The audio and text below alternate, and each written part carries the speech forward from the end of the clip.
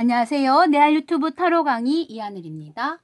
오늘 내담자의 질문 구체하는 방법 이사 운이긴 한데 꼭 매매 계약, 큰 돈이 오가는 계약을 체결해서 이사를 가야 하는 문제는 조금 다르죠. 왜냐하면 매매, 급속, 진전 운을 따로 보는 거라서요. 그래서 매매 계약이 빠른 시일 내에 되는지에 대한 체결 운을 보는 겁니다. 그래서 카드를 이제 왼손으로 내담자가 뽑고 넘기겠죠. 그러면 이 정도의 카드로서는 급속하게 매물이 팔리거나 서로 돈의 흐름이 원활하지 않습니다. 혹은 좋습니다.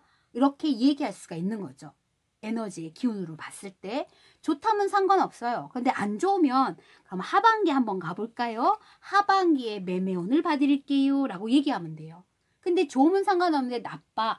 그럼 내년까지 보통은 안 갑니다. 왜냐면 이분들은 빨리 매매가 이루어지길 바랬기 때문에 오는 경우가 많거든요. 그래서 매매운을 튈 수 있는 방법들을 현실적으로 조언할 필요성이 있어요. 그래서 대부분은 이 매물을 자기 집 팔려고 내놓은 그 집을 보는 손님들의 시선이죠. 집을 살려는 계약하려는 자들의 시선을 한번 본 거예요. 이 집에 대해서 어떻게 생각하는지. 그럼 문제점이 보이는 거예요. 내 집이기 때문에 나의 문제점을 알고 있죠. 우리 집의 문제점을. 그렇지만 계약하려는 사람들의 입장에서도 이 집의 문제점이 보인단 말이에요. 그 문제점을 얘기할 수가 있는 겁니다. 그리고 좀 내담자가 속상하긴 하겠지만 아예 몇천 단위로 깎아서 금매를 할 수밖에 없습니다. 라고 얘기해서 나온 숫자 일단 6이 나왔으니까 6천 깎아서 내세요 라고 얘기할 수밖에 없는 거예요. 그게 이제 천 단위는 아니에요. 본인이 단위를 정하기 직전에 미리 얼마 정도를 깎아야 되는지, 그래서 상한선 하한선을 찾아야겠다라는 마음가짐으로 질문 자체를 그렇게 하셔서 섞은 이후에 나온 숫자에 곱하기 3을 한 후 100만 원 단위를 붙이겠어 해도 되고 1000만 원 단위를 붙이겠어 해도 되고 여러 가지 방법으로 단위를 하셔도 돼요.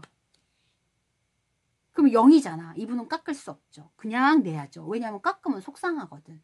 지금 내놓은 가격 그 자체도 이미 본인이 손해를 감수하고 내놓은 가격이기 때문에 더 이상 깎을 수는 없다라고 딱 얘기해도 돼요. 0이니까요. 근데 여기는 숫자가 없죠. 이거는 이제 해결의 방안성이 안 나오는 방향이고요. 숫자가 나온다면 거기에 1000 붙일게요. 네, 5000 깎으셔야 됩니다. 라고 얘기할 필요성도 있는 거예요. 그래서 여러 가지 현실적인 방안으로서의 조언을 해주실 필요성이 있습니다.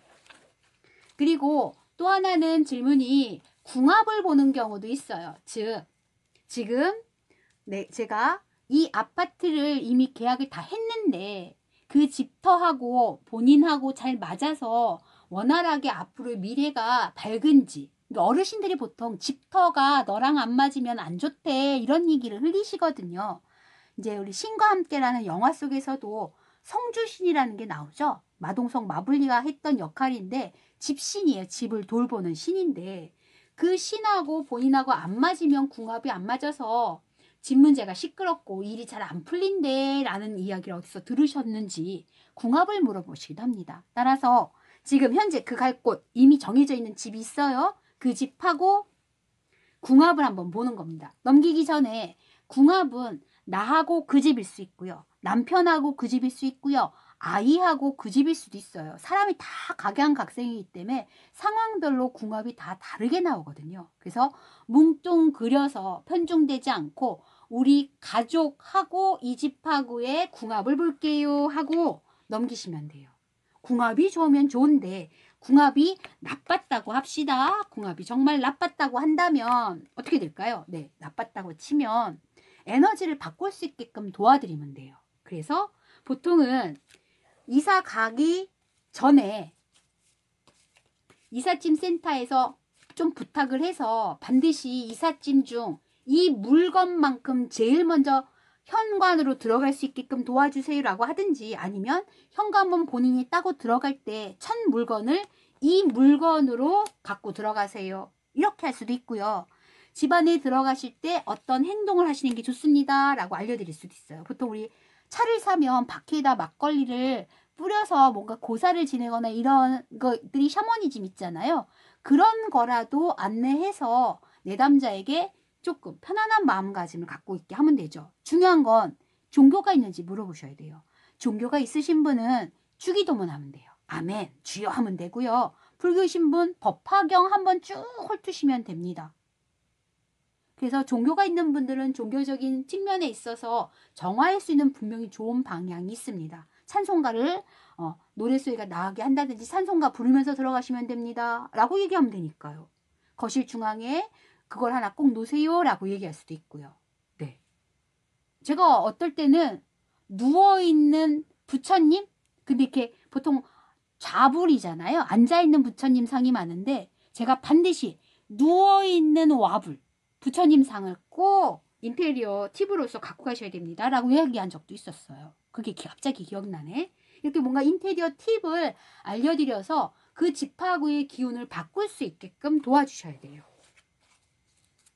그리고 또 하나는 집터 한 바퀴 산책하듯이 집을 한 바퀴 도는 것도 괜찮습니다.